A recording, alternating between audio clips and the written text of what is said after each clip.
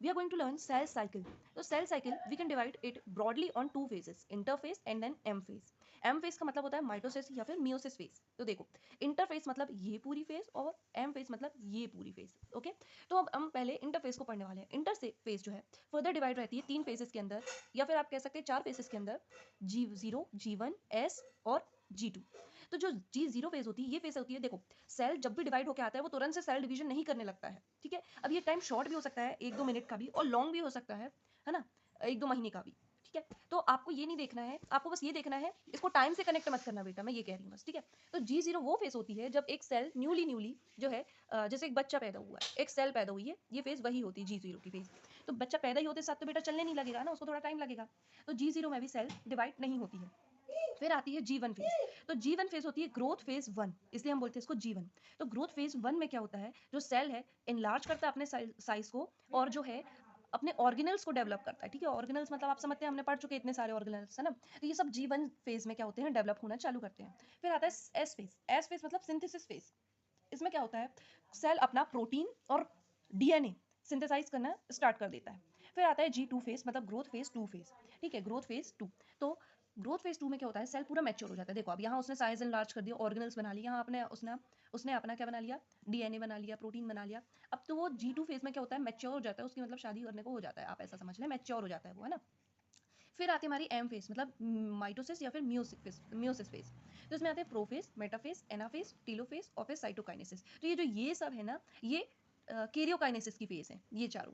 और ये फिर इसके बाद आता है साइटोकाइनेसिस. जैसे हमने पढ़ा कि कैरियोकाइनेसिस पहले होता है और फिर साइटोकाइनेसिस होता है. So let's study that.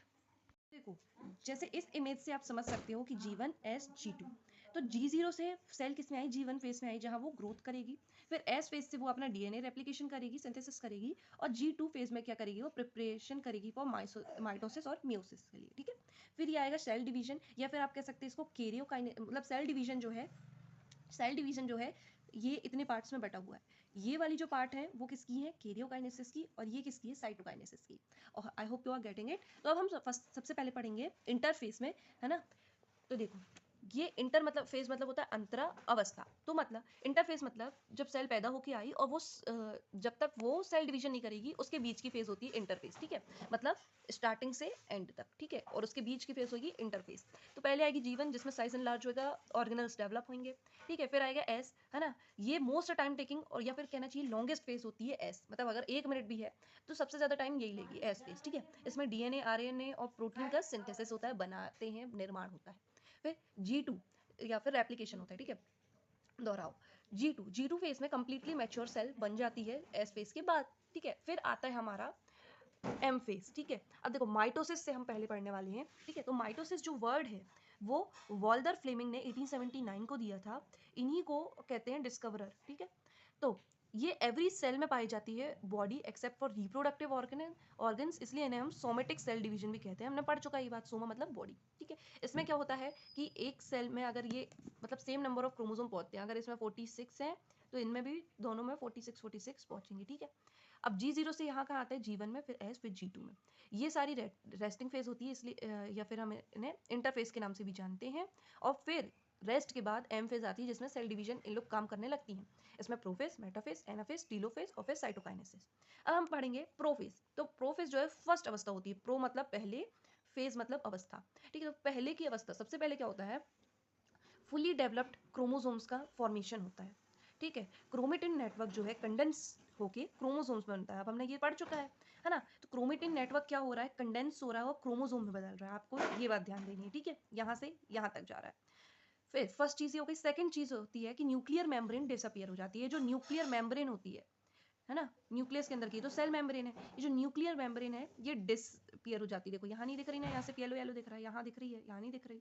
ठीक है, थर्ड न्यूक्लियोलस भी डिसअपियर हो जाता है. ये जो न्यूक्लियोलस है, ये रेड कलर का बूंदा सा, ये यहाँ पे आपको नहीं दिख रहा है, तो न्यूक्लियोलस भी डिसअपियर हो जाएगा. और centrosomes duplicates and move towards the pole. अब यहाँ सेंट्रोसोम मैंने नहीं बनाए ताकि आपको मैं बता सकूं कि ये इसमें सेल डिवीजन वही आते हैं. ठीक है, टेम्परेरी ऑर्गन टाइप के रहते हैं, आप समझ लो. ठीक है, नहीं तो इनका और कुछ काम नहीं रहता. तो सेंट्रोसोम डुप्लीकेट होएगा और पोल्स में आके शिफ्ट हो जाएगा. पोल्स मतलब ऊपर और नीचे शिफ्ट हो जाएगा. तो यहाँ चार चीजें हुई देखो. एक तो क्रोमेटिन नेटवर्क जो है कंडेंस होके फुली डेवलप्ड क्रोमोसोम में बन गया. फिर न्यूक्लियर मेम्ब्रेन डिसअपियर हो गई, न्यूक्लियोलस डिसअपियर हो गया, और सेंट्रोसोम डुप्लीकेट करके पोल्स में आके स्थित हो गया. ठीक है, दैट्स इट। देन हम देखेंगे मेटाफेज। मेटा मतलब होता है मिड, फेज मतलब अवस्था, तो ये बीच की अवस्था है। क्या होता है ये, इस अवस्था को माना जाता है बेस्ट फेज टू ऑब्जर्व या स्टडी क्रोमोसोम्स। ऐसा क्यों? देखो, प्रो फेज में फुली डेवलप्ड क्रोमोसोम बन गए। इस फेज में क्या होता है, सारे क्रोमोसोम्स जो होते हैं लाइन अप हो जाते हैं in the centre of nucleus. ऐसे ऐसे करके लाइन अप हो जाते हैं। अब ये नहीं, ऐसे ऐसे ऐसे करके मान लो ऐसे लाइन अप हो गए, ठीक है। और दूसरा, जो सेंट्रोसोम जो पोल्स में आके चले गए थे, वो अपने स्पिंडल फाइबर भेजते हैं और अटैच कर लेते हैं सेंट्रोमियर में। सेंट्रोमियर मतलब जहाँ से दो सेंट्रो क्रोमेटिड जुड़ते थे, हमने पढ़ चुका है ना। तो ये स्पिंडल फाइबर यहाँ आके अटैच कर देते हैं, ठीक है। फिर इसलिए इसको बेस्ट फेज ऑफ स्टडी माना जाता है, क्योंकि देखो प्रो फेज से क्या है, फुली डेवलप्ड क्रोमोसोम्स आए, और दूसरा इस फेज में आके वो लाइन अप हो गए। तो दो चीजें हुई इसमें, जो क्रोमोसोम्स हैं वो लाइन अप हो गए in the centre of nucleus, ठीक है। और दूसरा कि सेंट्रोसोम ने अपने स्पिंडल फाइबर भेजे और अटैच कर दिए इनके क्रोमोसोम्स के सेंट्रोमियर पे, ठीक है। अब देखेंगे हम एनाफेज। तो देखो, अब एना का मतलब होता है काटना किसी भी चीज को, है ना, जैसे एनाटॉमी कहते हैं हम, है ना। तो इसमें क्या होएगा, बट जाएंगे, कट जाएंगे, स्पिंडल फाइबर जो है शॉर्ट होने लगेंगे, शॉर्ट एंड होने लगेंगे, ठीक है, कंडेंस होने लगेंगे। और जैसे जैसे अब देखो ये कोई चीज बढ़ी है, अब जैसे जैसे वो शॉर्ट होगी तो वो पीछे जाएगी ना अपने भाई, उससे कसाव से पीछे जाएगी, है ना। तो ये जो जोड़े रहते हैं ना, इन लोग क्रोमेटेड को ये उठा के ले जा लेते हैं। आ रही बात समझ में? ठीक है। Start pulling chromosomes apart towards pole. तो इन लोग पोल्स की तरफ जो है क्रोमोसोम्स को खींचने लगता है। अब ये नीचे वाला नीचे से खींच रहा है, ऊपर वाला ऊपर से खींच रहा है, तो ये टूट जाते हैं, क्रोमेटेड फॉर्म हो जाती हैं। आधे आधे क्रोमोसोम्स हो जाते हैं, इन्हें हम क्रोमेटेड कहते हैं, और आधे उस तरफ और आधे इस तरफ हो जाते हैं। It make sure to provide equal set of chromosomes to daughter cell. अब यही जो एना फेज में है ना, यही फेज जो है मेक श्योर करती है कि इक्वल सेट ऑफ क्रोमोसोम जाए टू डॉटर सेल्स, ठीक है। तो देखो इस फेज में तीन चीजें हुई, है ना। स्पिंडल फाइबर शॉर्टर हुए और पोल्स की तरफ खींचने लगे, किसको, क्रोमोसोम्स को, ठीक है। ये दो फेज हो गए, क्रोमेटेड फॉर्म हो गए और वो ऐसे चले गए, ठीक है। अब हम आते हैं टीलो फेज के अंदर। तो टीलो फेज में क्या होता है, अब देखो इसमें ना प्रो फेज का उल्टा उल्टा चलेगा। अब ये लास्ट है फर्स्ट से फोर, है ना, तो इसका प्रो फेज का उल्टा उल्टा चलेगा। उल्टा उल्टा कैसे? प्रो फेज में क्या होता है, क्रोमेटिन नेटवर्क से कंडेंस होके क्रोमोसोम्स बने थे। अब इसमें क्या होगा, अब देखो क्रोमोसोम्स है ना, क्रोमेटेड्स हैं, तो वो क्रोमोसोम्स बनाएंगे और डीकंडेंस होके क्रोमोसोम जो है डीकंडेंस होके क्रोमेटिन नेटवर्क बनाएंगे। उसमें क्या होता है, न्यूक्लियर मेम्ब्रेन डिसअपियर हो गई थी, अब इसमें दोनों ही साइड क्या होगी, न्यूक्लियर मेम्ब्रेन आ जाएगी, ठीक है। मैंने दूसरा, चलो ये हो गया। फिर उसमें क्या होता है, न्यूक्लियोलस गुम गया था, डिसअपियर हो गया था। इसमें दोनों ही सेल के पास अपना अपना न्यूक्लियोलस आ जाएगा, दोनों ही सेल के अंदर क्या आ जाएगी, न्यूक्लियर मेम्ब्रेन आ जाएगी, है ना, और क्रोमेटिन नेटवर्क बन जाएगा। अब जो ये है, ये दोनों अलग अलग होंगे, स्पिंडल फाइबर हट जाएंगे, एंड हो जाएंगे, ठीक है। अब यहाँ से काम सेंट्रोसोम का खत्म, और इन दोनों क्या हो गया, अब देखो साइटोकाइन कैरियोकाइनेसिस पूरा हो गया, न्यूक्लियस दो भागों में बट गया। इसके बाद होएगा साइटोकाइनेसिस, जिसमें अब ये दोनों ऐसे ऐसे अलग होते जाएंगे, अलग होते जाएंगे। उसके बाद साइटोप्लाज्म भी अपने आप को क्या कर देगा, छोटा छोटा कर करके दो सेल्स बना लेगा, ठीक है। तो साइटोकाइनेसिस कैरियोकाइनेसिस के बाद होएगा, मदर सेल डिवाइड हो जाएगी टू इक्वल स्मॉल सेल्स के अंदर, जैसे हम डॉटर सेल्स कहते हैं, है ना। फिर अब क्या करेंगी, ये डॉटर सेल्स भी जो है, ये डॉटर सेल भी है, पूरे ये G0 G1 S G2 M phase के अंदर जाएंगी, रेस्टिंग फेज, और फिर सेल डिवीजन करेंगी। तो यही आगे आगे होता है, ठीक है, डिवाइड्स अगेन। तो यही साइकिल चलती रहेगी, इसलिए हम इसको सेल साइकिल कहते हैं, ठीक है। अब देखो टीलोफेज। टीलोफेज में क्या होता है, न्यूक्लियोलस रीअपियर हो जाते हैं दोनों साइड, न्यूक्लियर मेम्ब्रेन भी रिफॉर्म होने लगती है ना, क्रोमोसोम्स डीकंडेंस होकर क्रोमेटिन नेटवर्क बनाने लगते हैं, है ना, और स्पिंडल फाइबर डिसअपियर हो जाते हैं, ठीक है। बस यही होता है। अब हम पढ़ेंगे, देखो अब हमने माइटोसिस पूरा पढ़ लिया, है ना।